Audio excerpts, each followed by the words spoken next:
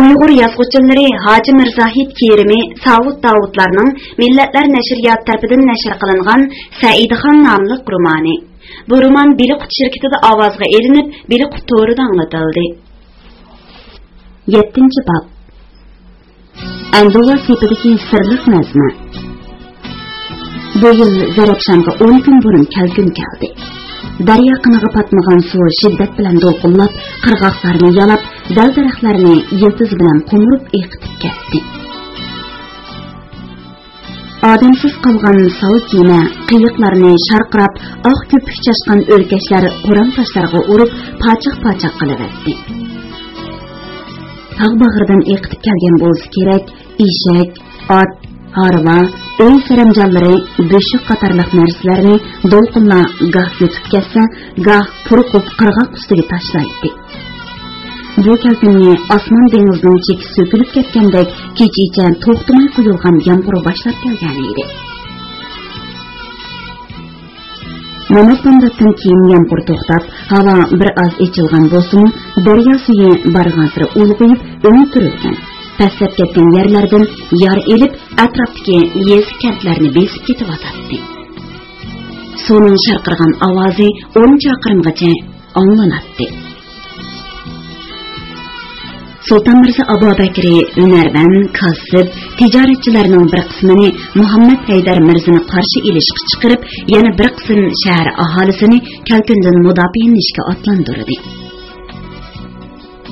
Qashqar darvozasidan tortib, yo'lning bir qasnaqida tug' alamlarni lapildatib turgan lashkarlar sepi, yana bir qasnaqida nag'ur sunay, sozlarni sozlab turgan shahar aholisining sepi toki zinnatlangan Yorkant darvozasi ustidan o'rdig'icha so'zilgan edi. 17 nafar navkar burg'i kanayni egiz ko'tarishgan holda turishadi. Kun g'arbga qiysayğanda Qashqar tarafdan kelayotgan Muhammad Haydar Mirza va uning hamrohlari ko'rindi. Dal shu chaqda o'zining vazir amir sipohlari bilan shahar ichidan Mirza Abu Bakrni chiqib keldi. Kanay chelindi. Lashkarlari sapras bo'ldi. Daqdumdoq atrofni larzaga keltirdi. Xudo Sultan Mirza Abu Bakrni salomat qilsin. Amir Muhammad Haydar Mirza hazratlariga salomatlik tilaymiz degan ovozlar har yandan anglanishga boshladi. Etini yetilib kelayotgan Muhammad Haydar Mirzani ko'rgan Mirza Abu Bakri oq qoshqa arg'amoqdan irg'ib tushdi-da, ishtikni berib, uning oldida tizlandi va uning qashqarcha zarq yoqtunining tashlarini yuziga surtib, ko'kish nur chaqnab turgan ko'zlariga yosh oldi. Assalomu alaykum Amir ota. Mehr shafqatli Parvardigorning inoyati bilan qadam tashrif qilib, g'ayrib xonamga oyoq bosganliklari miskin beshimni ko'kka yetkazdi. Peqir qo'llari buningdan cheksiz qo'rsan, o'pdan turg'aylar. Va alaykum assalom aziz o'g'lim. Alhamdulillah. Allah fanoyida yaxshi turibdiman. Peqirni hijil qilmay, o'rinlardan turib, hurmatli validalari bilan ko'rishsalar. dedi Muhammad Haydar Mirza darhol uning qo'lidan tortib turg'izib. Mirza Abu Bakri shu chaqda zar cho'chilik yo'piq bilan chimkalgan napining qora maqbal pardasini echib, o'ziga qarayotgan onasini ko'rdi va chopsan berib ta'zim qildi. Assalomu alaykum hurmatli duogo'yim xon ona. Muborak didorlari diyori Yorkantni o'zining nur jilosi bilan ro'shan qilg'usi. Qadam tashrif qilganliklari uchun qanchalik xushal bo'lganim janobi Allohga ayonki, urg'agan ruhim saodat ko'kida parvoz qilmoqda. Jamak og'chining kalatun do'p ustidan artilgan oq hilali ro'milini butun qomatini pinhon ayrigan qora paranjisi yo'shirib turardi. Biroq Mirza Abu Bakri onasining ko'z yosh qilayotganligini sezib hayajonlandi. Ay jahondagi onalarning donasi, Peqir uchun to'kkan bir qatr yeshingizning qimmati butun hayotimdan ortiq. Bu qarzni qandoqcha tugitib bo'la olmayman. Duo bering mehribonim. Ey bahodir o'g'lim, xuddi qaddi qomatingdek sulton bo'lib, hurmatingni egiz ko'tarilibdi. Sen qarzingni to'lading. Sendan roziman bolam. Jamak og'chixinim qora chumbal ichidan Mirza Abu Bakrning tambal bastiga tikildi. Amma inin Ömer Mirza'dan hatırcam bulanmay qılıvatımın. Yavaş, möhrek, sende Kaysar emas. O Aqsuda Hoca Fizaliddinning tarbiyasida bo'ysunğuchi bo'lib o'tadigan nomard amaldorlardan bo'lib qolmasidi deb ansirayman balam. Yo'qxon ana, inin Ömer Mirza Aqsuda tinch yotgani yo'q. O Aqsuni bo'ysundirishimga yordamlashmoqchi. Mirza Babakri dedi so'zlarini anglab turgan Muhammad Mirza ularga yaqinlab kelib. Meni andeshiga solgan dal mushi ish. Shuning uchun mo Qashqardan o'zim keldim. Biz Mo'g'uliston xalqiga ota bobolarimiz sodiqlik bilan qo'g'dab kelgan Chag'atay avlodlarining toju taxtiga osiylik qilsak bo'lmaydi. Mirza Babakri ayni chog'dagi Qashqar hukmroni bo'lgan dadasi Sansiz Mirzaning inisi bo'lmish hozirgi o'gay dadasi qadaldi. Qomatlik sanalgan Muhammad Haydar Mirzaning bo'yini uning yelkisiga kelatdi. Doğulaq, semiz bu odam o'gay bolasining shunchavala dastlik va tamkinligidan sal tamtarab qoldi. Peqir qo'llarini osiylikqa ayblaslar haq bo'lmaydi dada. Dedi Mirza Babakri jiddiy tarzda. Uning chek tomirlari ko'pib chiqdi. Bu tuhmat bilan Peqirni qorliqonlarni qattiq jazolashni talab qilamanki, itoatlardan Xudo bergan bu umrimda bo'yin to'lg'ash niyatim zinhor yo'q. Menga ishongaylar. Hazratim, oğlum sizlarga osiylik qilmaydi. O'zini Yarkent sultoni deb e'lon qilishi uning donolikda kamolatga yetganligidirki, oxir u sizlarning izlarini bosudi emasmi? Farzandlari ishida hech qaysi aql farosat, alam qalamda uni biz tushunmaydi. Agar boshqa niyati bo'lsa, hargizmi sizlarga bo'ysunmaydi. Bundoq dabdab bilan kutib verish o'rniga qilish ko'targan bo'ladi. Alçıqınım, sözleri bana aminlik bəxşətdi. Qashqardan yo'lga chiqqanimda bundaq dağdıq bilan kutib verilishim xiyolimga kelmagan edi. Alhol, badkorlarning pishni fasodlarining yolg'onligi bu tantanli ko'rinish isbotladi. Men o'g'limdan rozi. Dedi Muhammad Haydar Mirza oq ko'ngillik bilan beshini lang'ishdi. Mirza Babakri tabassum qildi. Muhammad Haydar Mirza atqa minib o'gay o'g'li bilan qatorlashib mandi. U sapras turib hurmat bildirgan lashkarlarga ko'z selib, navkarlari xilihkan dedi ko'nglida, ham Amir Muhammad Mirza otamizga omonlik tilaymiz. Sultan Mirza Babakrini Alloh panohida saqlag'ay deb tantana qilishayotgan xaloyiq qaradi. Ajaba bularning hammasi hunarvanlarmidi? Qo'llarida asbob.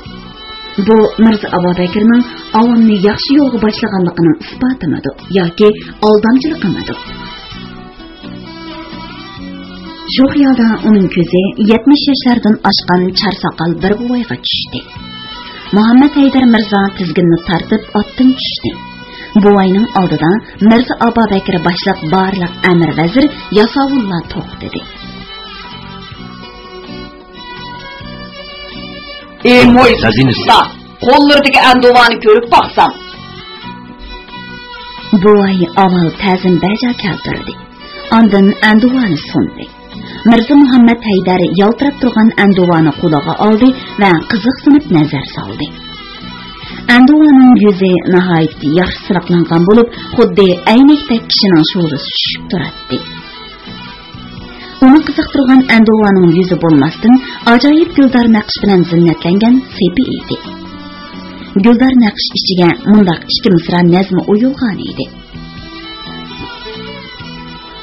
Mirza Babakir soldi bir shahar go'yo behish, tiriklarga olvon bo'ldi, o'liklarga xish. Muhammad Haydar Mirzaning quyuq qoshli qopqi shu an turildi.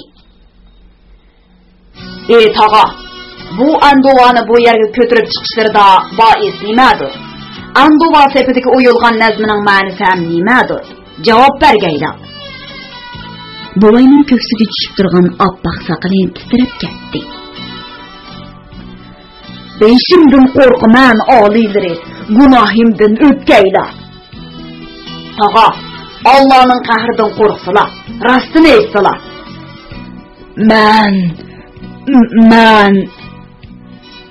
deb buvay yana to'xtab qoldi. Mo'min kishilar Allohdan qo'rqidi ham yolg'on so'zlamaydi. Qani, ko'ngillardagini eysala. Muhammad Haydar Mirza chiroyi tatirib ketgan Mirza Abu Bakrga qarabmi qo'ymay, buvaydan javob kutib turdi. Peyqir rostimni eysam, etim Tohir, Abdurahmon Naqqoshning o'g'liman. Kichikimdan tortib tomchilik, naqshgarlik bilan shug'ullanib kelganman, dedi buvay tutulib so'zlab. Sultonimiz Mirza Abu Bakri yangi shahar bino qilish yorliq tushirgandan keyin cho'ng kichik hamma ishga tushib ketdi.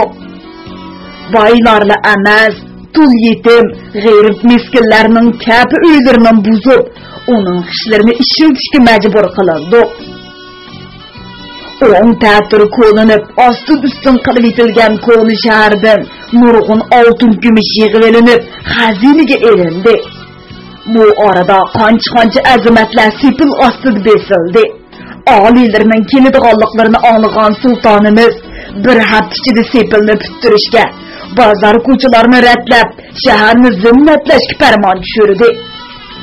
Yana vazir Abdullah Donish qatorliq kishilarmi sepil ostiga haq besildi. Sepilga to'pi yetmay qabrlar buzib etildi. Yangi shahar va ko'z oldinlaridagi hayvatlik sepil ana shundoq bino bo'lgan. Bu anduvani sultonning amri bilan ko'tirib chiqqanim rost. Uning sepiga nima uchun bu nazmi o'ylab qolganligini endi tushunganlar. Bu so'zni anglagan Muhammad Haydar Mirza turgan joyida zo'g'on surmay turib ketdi. Kimga ishonish kerak? Kambag'al qiz buvayg'imi yoki Sulton Mirza Abu Bakrgami? Anglayotganinglar Beliq to'ridan anglatilayotgan ovozli asarlar sahifasi. 9-10 kunlik bo'lgan oyning yo'riqi pardasi bir yonga qayrilgan derazadan Umma Gulsum yotgan kimxob to'shakka tushib turadi. Taqdir qismat shunda qo'xshaydi. Yetim bolalarim bilan xarobalikda azoblanayotdi. Ulug' qudrat egisi Allohning inoyati bilan hech kutmaganda sultonning xotini bo'lib qoldim. Bolalarimmo farog'atlik turmushga erishdi. Her qachon hushyor bo'lib, Mirza Abu Bakrning qahridan saqlanishim, uni shaydo qilib, sohib Jamoldan mehrini uzolmaydigan holga keltirmagim lozim. Umma Gulsum Abdul Aziz Xalvat deb nom chiqargan savdogarning erki qizi edi. Otasi Kashmirga ketayotganda Ladakh yo'lidan tutak elib qazo qilgandan keyin onasining tarbiyasida o'sdi. U mahallaning bo'yin bo'lgan onasida o'qib savodli bo'lgan edi. Sözü çakmakdaki xush ovoz bu qiz hamisha bir shahzodaga yotliq bo'lishni orzu qilardi. Doim shahzodaga tegib tushaydi. Biroq Kaj taqdir qismat bu yetimani shahzodalarning ko'zidan pinhonda yetildirdi. Shahzoda emas, boylarning bolalarimi uningga ko'z qirmi solmadi. Oxiri mahalladagi Yarkent hokimi Amir Nazar Mirzaning navkari To'mirbay 15 yoshlik bu qizga oshiq bo'ldi. Umma Gulsum 2 kundan beri yuz bergan taqdiri qismatdan ham hayron ham perishon edi. U bo'lib o'tgan ishni o'ylagan sari hayajonlanardi. Ba'zi holda dushman shiltigan kuchlik qilishni qo'rqmasdan so'ndirib tashlashga iroda qilish kishini kutmagan saodatga erishtirdi ekan. Shahzodaga yotliq bo'lishni orzu qilatdim. Oqibat sultonning xotini bo'lib qoldim. Beshimga tasaddibiy qo'nib qolgan bu baxt qushini uchirib qo'ymasligimiz lozim. Ey qudratli Alloh, agar sen aql jur'at berganing bilan husn bermagan bo'lsang eding, sultonning qahridan yondirilmagan bo'lardim. Karomatingga ming shukr. Sen sig'inib tilaymanki, peqir ojiza qulingni uning mehridan, uni peqir ojiza qulingning go'zal ruhlaridan ayirmag'aysan. Umma Gulsum o'rnidan turib, derazadan qaradi. Takixon Ho'yliston hechkim ko'rinmaydi. Tunning mayin shamoli ko'tarilib chiqqan ko'ksiga urildi. Bulut ichidan chiqqan oyning nuri atrofni gunga yo'ritgan edi. Agar Mirza Abu Bakr hozir kirib kelgan bo'lsa, odamzod zotidan bo'lgan bir ayolni emas, sehrlik dunyodan kelgan farizatni ko'rgandek bo'lardi. Qora sochlari oq illarning ichida to'limi go'zal ko'rinardi. Oq so'zuk yuzi to'lin oyning o'zi edi. Amdili 27 yoshga kirgan bu cho'kanni hech kim 5 balaning onasi demaydi. Uning vujudidagi yoshlik jilvasi sehrlik maysidek kirpiklar to'rab turgan qo'y ko'zlaridan chaqnab, har qanday arni bir qarashda asir qilib oladi. Qo'y ko'z, o'tliq, qora ko'z mung bo'ladi. Eg'ir musibatni beshdan kechirgan bo'lsa-mu, uning nay to'lgan jamdek lig'irlab turgan ko'zlari hamon kulib turadi. U tabiiy mehr issiq ko'rinadi. U dariza oldidan qaytib keldi-da, jaynamoz ustida o'ltirib, Qur'on Karimning Oyatul Kursi oyatini ixlos bilan o'qishga boshladi. Marhum onasi bu oyatni o'qigan odam har qanday balo qazodan saqlanib qolmay, balki omadlik bo'ladi deb vasiyat qilgan edi. Shunga u doim bu oyatni o'qiydi. U berilib o'qiyotganda taraqqida eshik ochilib, Mirza Abu Bakr kirib keldi. Shahani tunini selib, kumush asqushga osdi. Go'har qo'yilgan sultonlik tojini elib, guldor takchiga qo'ydi. Endi odatdagi bo'yliq odamga o'xshab qoldi. U betoqat bo'lgan edi. Umma Gulsum duoga ko'targan qo'llarini tushirmay Allohga iltijo qilmoqda edi. Bas, duo bak uzun bo'lib ketsa ijobat bo'lmay qoladi farishtam. Bu uyga kirmaganimga xeyli bo'ldi, dedi Mirza Abu Bakr. U qat-qat yekandoz ustida qo'sh paryastiqqa yo'linib o'tirdi. Duodan farigʼ bo'lgan Umma Gulsum o'rnidan turib eriga yargicha egilib ta'zim qildi. Shohim, Alloh martabalarini texim ustun qilsin. Tazını sevindirdilar. Yo'llari qarab, oxir bo'lolmay o'zlariga duo qilg'il o'ltirgan edim. Tilakimga yarasha xush ketdilar. Oq ko'nglik, oq ro'mol ichida oq qanotliq farishtadek turgan Umma Gulsumni yenida o'tirg'izgan Mirza Abu Bakr Muhammad Haydar Mirza sharafiga o'tkazilgan ziyofatning uzun so'zilib ketganligidan vaqt qolganligini aytib, afv so'radi. Bununla ishonchim komil sultonim.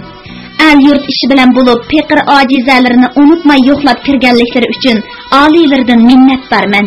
Hurmatli otimiz Muhammad Haydar Mirza oliylari yarkan xeyli turamdikan, dedi barmoqlariga silingan oltin uzuklar parildab turgan qo'lini erining tiziga qo'yib.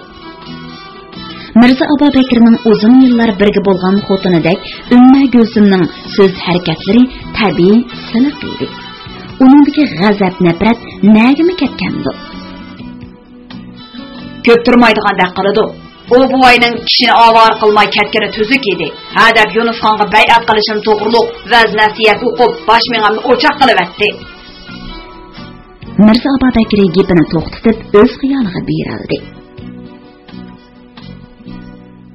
Men Yunus xonga emas, Yunus xon menga bay'at qilish kerak. Sultan Ahmad xonning o'g'li Said xon bilan birga darg'asidigan kunlarga uzun qolmadi. Nemish qundaq deydiganlar sultonim, salomga boraman texi. Rahatlangan qiyofatda noz bilan qiyo boqqan Umma Gulsum erining o'ychan chiroyini ko'zitib jim bo'ldi. Noz karishmidan boshqani bilmaydigan kundashlarining hech qaysisi uning bilan bundaq erkin parang selishmaydi. Mirza Abu Bakr bu ayolning fasohatlik, hissiyotli xotin ekanligini dastlab ko'rganda bilgan edi. Xotin ko'ngil ochadigan jonliq o'yinchoq deb qarab kelgan Mirza Abu Bakr Umma Gulsumni amriga elib bir qancha qatam mushundoq paranglashgandan keyin bu o'yning butunlay xato ekanligini, aqlliq, yaxshi ayolning er uchun xotin bo'lib qolmasdan, balki sirdosh do'st, samimiy maslahatchi, vafodor jo'ri bo'la oladiganligini tushunishga boshlagan edi. Halbuki Umma Gulsumning to'g'ridan to'g'ri qo'ygan savollari Mirza Abu Bakrni ba'zida ranjisimi, ammo nozik karashmiliq xulqi muzdaq qetib ketgan ko'nglini eritib, uni muloyimlashtirib qo'yatdi. aqlliq mahbubam, al yurt ishi tugumas ish. Qilg'ansir ko'paydi, cho'ngiydi. Muhammad Haydar Mirza mening tog'am. Balki u o'gay otam bo'lsa-mu, ish beshib turishimdan, toju taxtning men o'tib ketishidan xavotirlanadi. Shunga Sultan Ahmad xonni Oqsuv ketkizib etib, Yarkentni o'zimni sulton deb e'lon qilishim uni qattiq cho'chitib etgan o'xshaydi. Mush sababdan onamni elib muddoyimni berish uchun Yarkentga kelganligi men ayon bo'lg'ashqa, uni tantana bilan kutib oldim. Gumondan xoli qilish uchun tunugun yangi shaharni aylantirib, uning nomida yasatgan masjid, bino qilgan bog'larni ko'rsatdim. Shuningdan keyin muomalasidagi so'g'uqlik do'stonalikqa aylandi. Mirza Abubakir Muhammad Haydar Mirzani qarshi elishni qanday o'rinlashtirganligidan tartib, sepigan ikki misra nazmi yozilgan Andovaning o'zini qanday aloqada qilib etganligini yo'shirmay so'zlab berdi. Farishtam, Aşı obro'yimni to'kadigan Andovani Muhammad Haydar Mirzadan boya ziyofat ustida elib oldi. Qanday elib oldilar sultonim? Qiziqsinib so'radi Umma Gulsum. Mening o'tag'am ziyofat sharafni ko'p ichib biroz kayf bo'lib qoldi.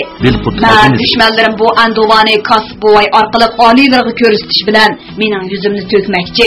Ota, buni nimish tushunmayla dedim. U shundaqmi bolam? Agar aytqiningdek bo'ladigan bo'lsa, u shar bo'lsaq bo'lg'udak dedi. Men Andovani menga bersizlar ota, u orqali dushmanlarimni tepib jazosini beray dedim. U ma'qul bo'lib, saqlig'ini bergan vazirdan elib menga berdi. Men qo'shqar yasovulga berib, bugun bu Andovani heliqi bovoy bilan tog'arga silib, Kon shahardagi xarob uylarning biriga ko'mib deb buyurdim. Oh, Parvardigor! To'lvatdi Umma Gulsum. Uning chiroyi o'ngib ketdi. Podshoh hujjashim bundaq rahimsizlik qilmaydi sultonim. Rahimdil podshoh yurt so'ramaydi farishtam. Biroq buning bilan meni rahimsizlikda ayiblash nodonlik bo'ladi. Dedi Mirza Abubakir nariroq surilib o'tirgan Umma Gulsumga qisilgan ko'zining quyrug'iga qarab qo'yib. Sizni o'z sehri bilan emas, samimiy sadoqati bilan mu'mini o'ziga maftun qila oladi deb amrimga olganman. Aytinglar, obro'yimni to'kmoqchi bo'lgan, sultonlik taxtimni tahdid ostida qoldirgan kishiga qanday muomala qilishim kerak? Umma Gulsum cho'chib unga qaradi. Mirza Abubakirning qopiqi turilib, chek tomirlari ko'pib chiqqan edi. Sultonim, oliylarga bo'lgan sadoqatim umrlikdir. Meni əmrlərə alğanda Allah egən köngüllərə yaxşı niyyətni salğan. Əmdi onunğa bağ düşürüblər. Behuda qan töküş, tacı təxtlərə uğurq olaydı. Səl pəxəs bolsalar sultanım. Dedi Umma Gulsum çırayığa külgü yugurtib. Durus gap qildingiz farishta. Mirza Abubakir Umma Gulsumning qo'lidan tortib, yeniga o'ltirg'izdi. Uni farishtam deb atashi bugun edi. Men Qashqar Yarkentli emas, butun Mo'g'ulistonga, Xorasonga, Mavara Umnahirga podshoh bo'lishim kerak. Buningdan keyin qon to'kmaslikka va'da beraman. U so'zdan to'xtab sal o'ylanib berib dedi. Sizga ishonaman, sizmi menga ishoning. Agar 5 o'g'lingizni men sodiq qilib tarbiyalasangiz, har biri birdan shaharga hokim qilib yoki amr qilib beraman. Qaysi meni doğrusa shu varsin bo'ladi. Aksiya sadoqatsizlik qilsa. Mirza Abubakir so'zining oxirini ta'addi bilan aytib uzib qo'ydi. Deganlarga ishonaman shohim. Bu so'zlarni zinhar unutib qolmayman. Dedi Umma Gulsum va ko'ngliga pukkan muddasini savol bilan ifodaladi. Oliylar, aziz mukarram validalari bilan yuz ko'rishib qulluq qilsam bo'ladimi? Vaqt emas. Darhol javob berdi Mirza Abubakir. Validam sizni amrimga olganimni anglasa ham sizni ko'rsa buni qabul qila olmaydi. Hozir u mening Yarkentda o'zimni sulton deb jakorligimdan baxushal. U mening Olmaliqda Samarqand taxtga chiqishimni umid qiladi. Shunlashqa hozirgi eri bo'lmish tog'am Muhammad Haydar Mirzani har qanday sharoitda men qarshi til ko'targizmaydi. Men yurish qilib xotanni bo'ysundirganimdan keyin Qashqarni o'z hukmronligim ostiga olaman. Şu çağda danışman anam aldığa sizni salom bergili elip kirman. Vaqt soat kelgicha sabr qilg'aysiz. Umma Gulsum Mirza Abubakirni chin quchoqlab asta pichirladi. Allah iyam adil, u sizlarni murodlarga yetkazadi. Shafqatli bo'lsana Shohin. Darizdan tushib turgan g'uvoyur g'oyib bo'ldi. Chunki oy yana bir to'p qora bulutlar orasiga kirib ketgan edi. Anglavatqaninglar Beli Qutoridan anglatılayotgan ovozli asarlar sahifasi. 8-bob. Jamak og'chining qasdi. Bahar. Shaptun o'rik olma daraxtlari chechaklab, Sultan sonsiz mirzdan qolgan chaharbog'ni ajoyib go'zal tusga kirgizgan edi. Yangi ko'tarilgan kunning sho'lasi bog'ning o'ttirisidagi ko'lga tushgan edi. Ko'l bo'yidagi gumbaz shaklda selingan xosra vaqtda Jamak og'chi xonim, Guloyim og'chi xonim mulozim kemizaklari bilan pisti chiqib o'tiradi. Ular to'nigan tushdan keyin chechak saylisiga chiqqan edi. Jamak og'chining yo'g'on qora ko'zlari nurlanib ketgan edi. Uzun qora sochlarini oltin o'qi qadalgan kamchat to'mqining ustiga ortilgan oq hilil ro'molni yoshirgan edi.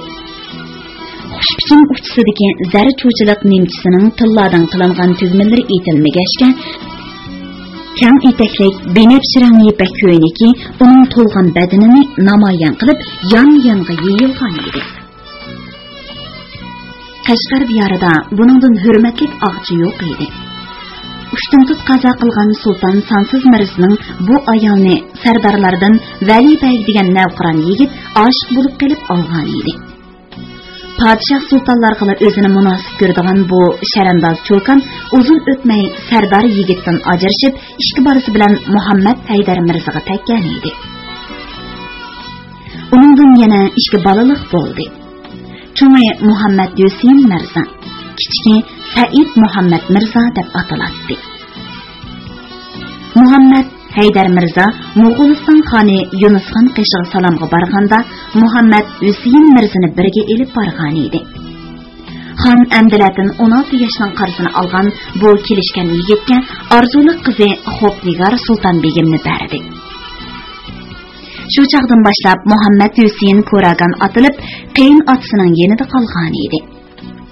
Said Muhammad Mirza Jamak og'chining yenida cho'ng bo'lib atadi.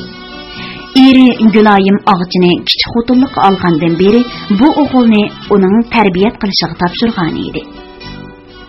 Jamak og'cha 45 yoshga kirib qolgani qaramay, go'zal yoshlik vujudida barq bo'lib turgan Guloyim bilan yurish-turish, hatto kiyim kiyishdan daslishatdi. Yasinib, taranib yuradi. Guloyim tehi 20 yoshga kirmagan edi.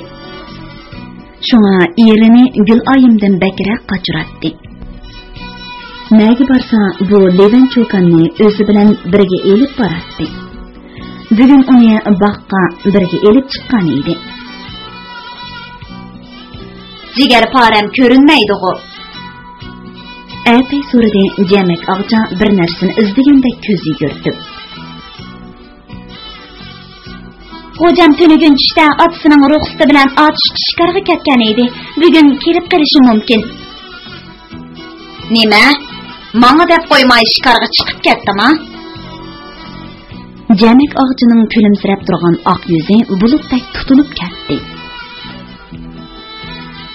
Hocam yollarga kirganda sizlar uxlab qolgan ekanlar.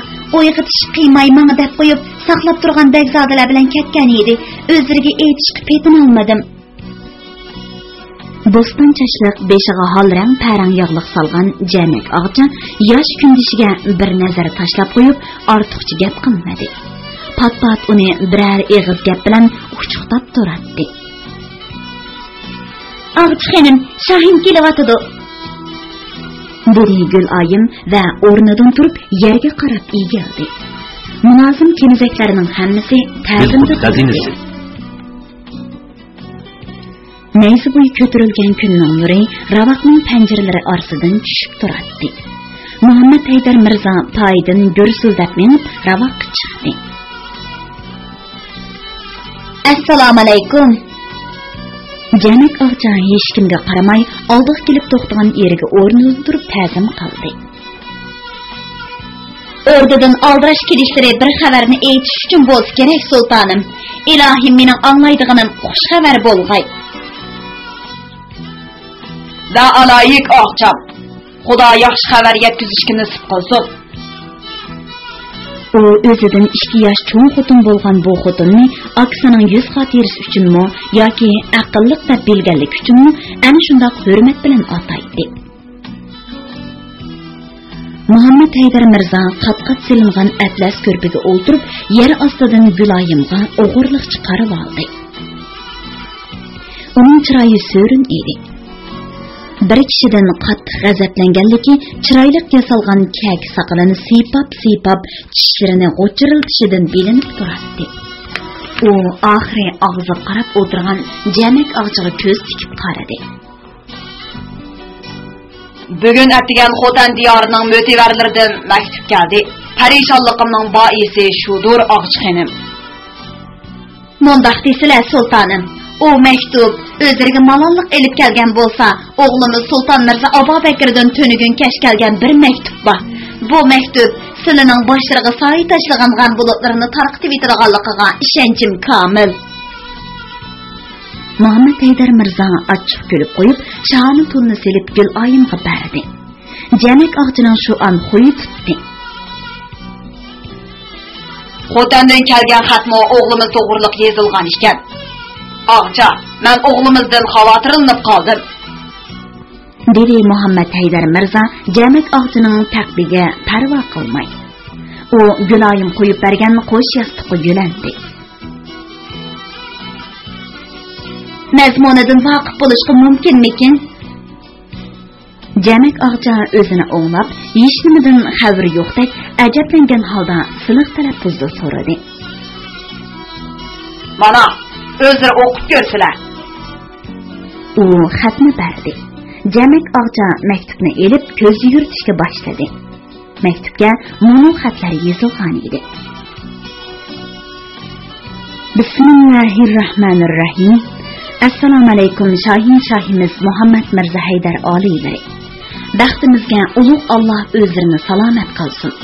Dushmanlarni malomat qilg'ay. Amin. Yaqindan beri yuz bergan ishlarni yezib, maktub yuzida oliylarga ma'lum qilayli desak, tilimizning kuyishidan, yozmayli desak, alning oqqan qon yoshlarining, tartgan azob uqubatlarining vaboli qilishdan qo'rqib, bir mezgilni hasrat nadomatlik sukut bilan o'tkazib o'tdik. Oxiri yozmasak ustimizda hammani ko'rib turgan egimiz Janobi Allohga yuz kelolmaydiganligimizni o'ylab bu maktubni yozdik. Hijriya 879-yili Shaiban oyida lashkar tartib Xotan diyoriga kelgan Sultan Mirza Abubakirni bizning akuk ishki xonimiz Qo'ynazar Mirza bilan Xonnazar Mirza tantana bilan kutib oldi. Lekin uning niyati to'g'ri bo'lmag'achqa shahar sirtida barigah qurdi va qo'shqar yasovul boshliq bey yasovullarni Qur'on bilan avatdi. Ular o'zlarini yolg'ondan Qur'on sherifini akkalganlar qilib ko'rsatgachga Xonnazar Qur'onni elish uchun qo'l uzatishiga uni bosmada tutdi. Orqadan Qo'ynazarni tutib Mirza Abubakirning oldiga elib bordi. Mirza Abubakir o'z buvisining qerindishining o'g'illari bo'lgan Xonnazar Mirza bilan Qo'ynazar Mirzani qo'shqar yasovulga bo'g'izlatib, ularning boshlarini tallardan judo qildirdi. Shu kuni butun Xotan ahli haza tutib, zar-zar yig'lashdi. Mirza Abubakir bo'lsa cheriklar bulab kelgan chiroyli qiz juvonlar bilan aysh ishrat qilib ko'ngil ochdi.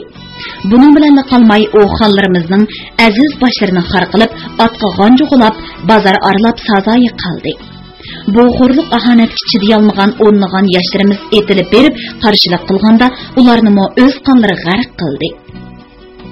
Kishini texmi echindirdig'ini shuki, Satamkor Sulton Mirza Abubakir necha kungacha Xotan diyorini cheriklarga bulang-talang qildirdi. Ondan Abdullaris Dog'latni Xotanga hokim qilib qoldirib, o'rda xazinasidagi barliq oltin, kumush, javohirlarni elib Yarkandga ketdi. U Yarkandga borgandan keyin yorliq tushirib, qaytadan bino qilish nom bilan Xotan shahrini buzdirdi. U tayinlab qo'ygan badkor hokim uy imoratlarining ostini qo'litib 27 ko'p oltin kumush topdi va uni 100 dan ortiq tugiga ortib Sulton Mirzo Abubakirga avatib berdi. O'z qarindoshlarini shundoq rahimsizlik bilan talon-taroj qilgan bormi? Bu badkor hokimning zulmi shu darajaga berib yetdiki, xotin qizlarimizning belayzuk o'zliklarini tartib oldi. Begunoh tutqun qilinganlar zindonlarga patmay qoldi. Qarshilik qilib asirga tushgan yasovul navkarlarni, hokim farmoniga bo'ysunmagan fuqarolarni oltin konlarga elib berib, bir-biriga to'mir zanjiri bilan chetib, majburiy amgak silib, oltin choy qitiyotdi. Har kuni u yerda o'lib ketayotganlarmi oz emas. Hurmatli shohimiz, biz xotin xalqi bu vaqtga qadar hech kimga bo'zak bo'lib boqmagan edik. O'z qarindoshlarimizning bo'zak qilishiga, xo'rishiga uchraganda qanday taqobil turishni bilmay qelyapmiz. Oxirida oliylarga dod aytib arz qilishni to'g'ri topdik. Agar Alloh taolo Qashqarda adolatni ko'tarib etmagan bo'lsa, xotin diyorda azob uqubat chekayotgan begunoh fuqarolarga xayrixohlik qilishlarini egimiz Alloh nomidan so'raymiz. Ehtirom bilan xizmatlariga farmondori Xotan diyoridagi 537-masjid jamoatidan. Bu aziz farzandimiz Mirzo Abubakirga qilingan tuhmat, dedi Jamak Oqcha maktubni ochiq bilan yirtib parcha-parcha qilib yerga etib. Aliylari kazzoblarning bu maktubiga ishonmasizlar. Kundan-kunga zo'rayib ro'noq tepayotgan sonsiz Mirzoning farzand navrilariga dushmanlik qilayotgan kishilar yiroqdan aytganda Xorasan, Xorazmdimi, Farg'ona, Olmaliqdimi, Turpan, Oqsudimi, yaqindan aytganda Xotan, Yorkentdimi, hatto O'rdimiz ichidimi? Ular oshkora holda o'g'limiz Mirzo Abubakirga qarshi turishni bahona qilib, oliylarining piyni qirqish qo'ydi bo'lib atadi. O'sher bo'lsalar sultonim, o'g'limizning bu muborak maktubini ko'rib baqsalar. U sulkat bilan egilib turib, Kashmirning patliq qog'oziga yozilgan maktubni uzatdi. Muhammad Haydar Mirzo maktubni elib ochdi-yu, o'qimay Guloyimga berdi. Guloyim titrak ovoz bilan o'qishga boshladi. Bismillahirrohmanirrohim. 18 ming olamning egisi Allohdir. Maqtanish bir Allohga xosdir. Muhammad alayhissalom barhaq payg'ambarimizdir. To'rtchahor yor bizning sadoqatli do'stimizdir. Qashqar Yorkent Xotan diyorlarining shohi, mening hurmatli padar buzurglarim Muhammad Haydar Mirzo oliylariga, jahon onalarining shohi qadrdon validam Jamak Oqchi xonimga, ulug' egam Allohdan tinch omonlik tilayman. Ham Peqirning parvardigoh olamning panohida Yorkent Xotan diyorlariga avot aminlik, xursandlik beg'ishlab o'tayotganligiga minnatdorlik bildiraman. Hurmatli padar buzrukfarim, qadrdon duogo'y validam, ulug' janobi Allohdan shuning uchun minnatdormanki, kent bozorlaridan tutashtirish uchun 300 chaqirim yo'l yasashga Peqirni malik qildi. 17 eriq o'stan chaptirib, dehqonlarni va yerni tashnalikdan qutuldirishga nisb qildi. Yuzlagan bog'larni ahyo qilib, avomga rohat farog'at, mamlakatga obodlik ato qilg'izdi. 2500 sar oltin kumushni g'ayrat miskin, yetim yesir, kasb, hunarvanlarga tarqitib, ularning hol kunini yaxshilashga sarf qilg'izdi. Peqir Allohdan, avom ra'iyat Peqirdan rozi. Zinhor andish qilmasunlar. Behuda o'sak so'z, fitna ig'volarga ishinib, xavotirlanmasunlar. Chunki toju taxtdan tamasi bor, qo'l elkida meli ko'p, yuzlik kishilar hasad yuzidan Peqirga dushmanlik qilmoqda. Ular Xotan Yorkent diyorida bosh ko'tarishga payt kutib turibdi. Lekin Alloh g'olib qilgan bandasiga hech nima ziyon zahmat yetkazolmaydi. Xudo buyursa, dushmanlarim oyoq ostimda halok bo'lg'isi. Amin. Manonliq va chunqur echinish bilan yana shuni ma'lum qilamanki, Aqsudan kelib, har birlarining oldinlarida turmay, yenimga kelgan aziz donishmand enim Ömer Mirzani dushmanlar qasdlab, ko'r qilib qo'ydi. Bu jinoyatni menga ortib, taxtimni tortib olmoqchi bo'lgan kishilarni darg'a esib jazoladim. Bechora enimni yaxshi kutib o'taman. Shoh ota, Xan ana, peqir qo'llarini duolarida yod etib turishqayla. Qo'llarim har zaman ko'ksimda, buyurgan xizmatlarga farmonbardarman. Tumanning hurmat ikrom bilan farzandlari Mirza Abobakir. Jamak Ağca maktubni o'qitib bo'lgandan keyin erining chiroyiga kulgi yugurganligini ko'rib dedi. Shohim, Allohning inoyati bilan yozilgan mana bu maktub bizga haqiqatni oshkorladi. Farzandimiz Sulton Mirza Abobakir to'g'ri qilyotdi. Uningga ishonsizlar, madadkor bo'lsalar. O hargiz sizlarga ta'tir qaramaydi. Umar Mirzani Mirza Abobakir qasdlab ko'r qildi degichilarning og'ziga tosh tuproq to'lsin. Buningga ishonaman, dedi Muhammad Haydar Mirza va so'zining oxirini demay turib qoldi. Uning esiga bosh vaziri Ali Sardarning oliylari Mirza Abobakirdan taxis bo'lsalar, u qarniyat inisi Umar Mirzani qasdlab qarg'u qilib qo'yibdi. Yaqinda xotinni o'ziga qartib oldi. Endi Qashqarga ko'z tikyotdi. Bu yolg'on emas degan gap tushdi. Erining dilg'ul bo'lib qolganligini sezgan Jamak Ağca uningga tahdid silib dedi. O'g'limga shinadiganliklarini bilaman Shohim, chunki u aqllarining o'g'li. Bugungi kunda bo'lsa o'zlarining bolasi. Yot bir dasturxonda umr bo'yi birga bo'lgan bilanmi, yanila yotliqini qiladi. O'z degan o'z, lozim tepilganda jon tikalaydi. Sizlar o'rdadagi tili shekar, dili zahar ba'zi vazir amirlarga aldanmasalar. Ular sizlarni o'g'limdan yiroqlashtirishga urinyapti. O'g'limdan yiroqlashmasalar, bo'lmasa ular qazgan o'rga yaqinlashib qolalar. Men mana shuningdan andish qilaman. Iloji bor undaq badniyatlarni vaqtida o'rdadan haydash lozim. Agar undaq qilmasalar, men o'g'limning yeniga ketaman. Muhammad Haydar Mirza cho'chib xotini qaradi. Chiroyi tamdek tatirib ketdi.